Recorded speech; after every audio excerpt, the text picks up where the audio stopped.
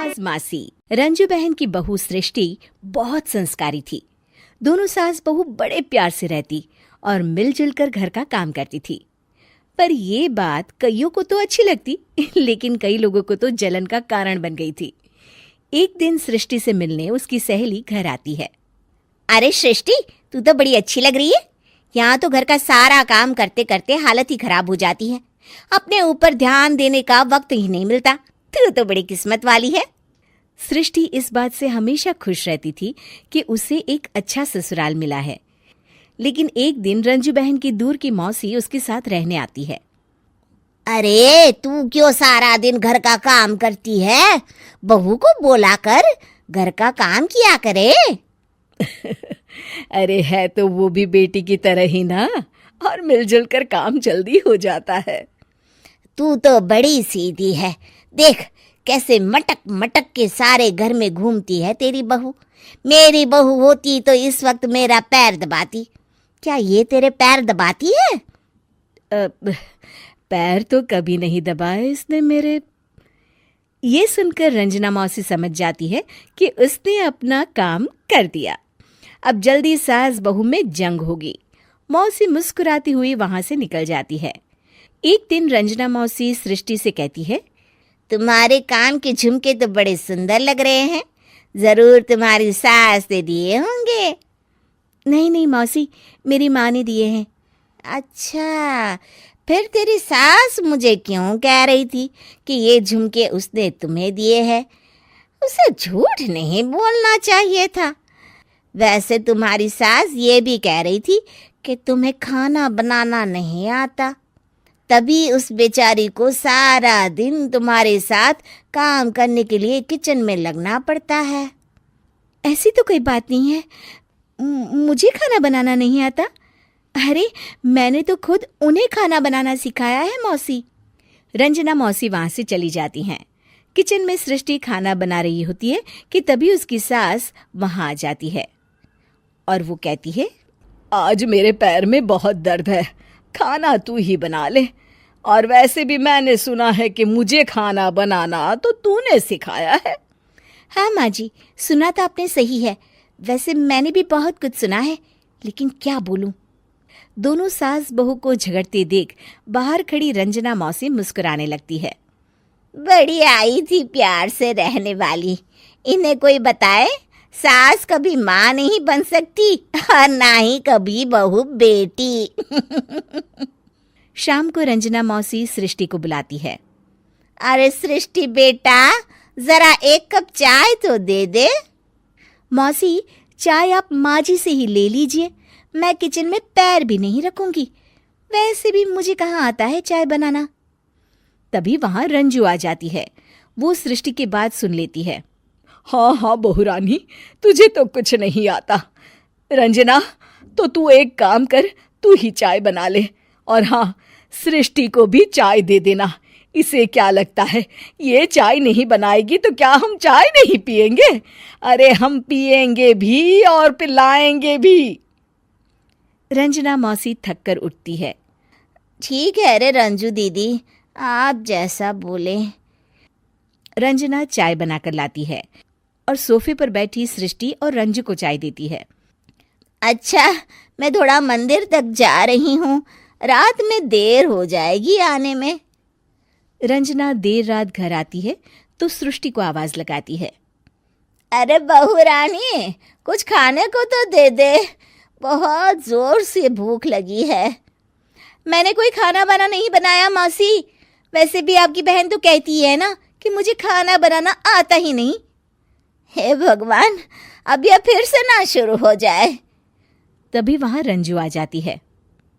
रंजू, आज खाना तुम ही बना लो, और हाँ, थोड़ा खाना सृष्टि को भी दे देना, ताकि इसे भी पता चले कि हमारे यहाँ खाने का स्वाद क्या होता है। रंजना बेचारी किचन में जाकर पूरे घर का खाना बनाती है। जब वो खाना बनाकर बाहर निकलती है तो सास बहू टेबल पर बैठकर उसका इंतजार कर रही होती हैं। लाओ रंजू, जल्दी खाना लाओ, बहुत जोर की भूख लगी है। सास बहू खाना खाकर अपने अपने कमरे में चली जाती है। अगले दिन सुबह रंजू रंजना के कमरे में जाती है। अरे रंजू, अभी तक सो रही हो? जरा नाश्ता तो बना दो।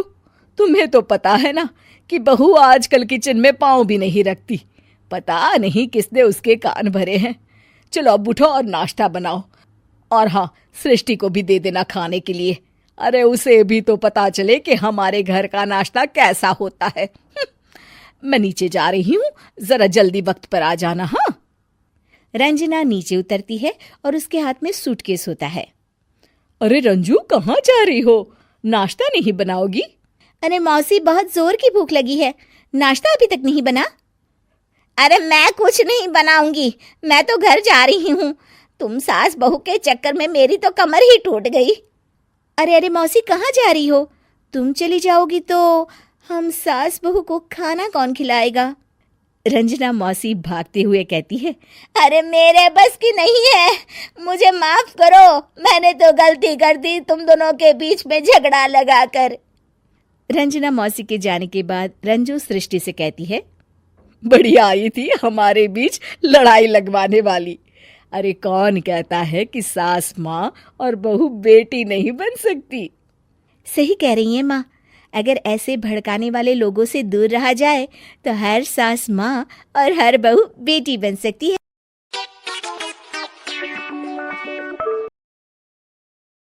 एक बार की बात है, रमा की 2 बहुएं थी, रश्मि और इंदु।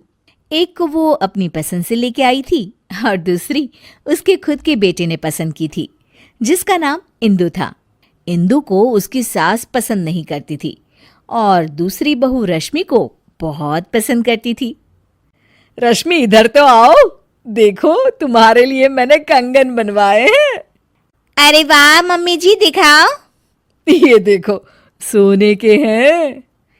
ये क्या मम्मी जी, इतने पतले से? ये भी कोई कंगन है? हमारे मायके में तो ऐसे कंगन नौकरानी भी नहीं पहनती। अरे तू चिंता क्यों करती है? अगली बार इससे भी महंगे कंगन बनवाऊंगी तेरे लिए। अभी के लिए तो रख ले बेटा। चलो ठीक है, आप कह रही हैं तो। मम्मी जी, मेरे लिए आप कुछ नहीं लाई? हाँ, ये लो। इंदु बहुत खुशी खुशी बॉक्स खोलती है तो देखती है कि एकदम सिंपल सी लाल रंग की चूड़ियाँ होती है। इंदु सब कुछ देख रही होती है, उसे बिल्कुल भी अच्छा नहीं लगता, पर इससे इंदु की सास को कोई भी फर्क नहीं पड़ता। वो तो हमेशा उससे बुरा ही बर्ताव करती थी। इंदु, ये खाना कैसा बनाया है? क्या हुआ मम्मी जी? अरे इसमें तो नमक ही नहीं है। नमक आपको मना है ना मम्मी जी, आपका बीपी बढ़ा हुआ था इसलिए। इंदु, तू मुझे मत सिखा, समझी? जैसा खाना सबके लिए बनता है वैसा ही खाना मेरे लिए भी बनाया कर। सासू माँ की डांट खाकर इंदु अपने कमरे में आ जाती है और हम देखते हैं कि वो कोई आम लड़की नहीं है, बल्कि उसके पास सुपर पावर है। चुटकी बजाती है और कमरा अपने आप साफ हो जाता है, पर घर के सारे काम वो अपने आप ही करती थी। सफाई करना, कपड़े धोना, खाना बनाना, ये सब उसने बहू बनने के लिए सीख लिया था। इंदु, एक काम तुम ठीक से नहीं करती। अरे मैंने तुमसे कहा था कि पीली साड़ी प्रेस करके रखना और तुमने लाल वाली कर दी। सॉरी मम्मी जी, घर में इतना सारा काम होता है, मुझसे गलती हो गई।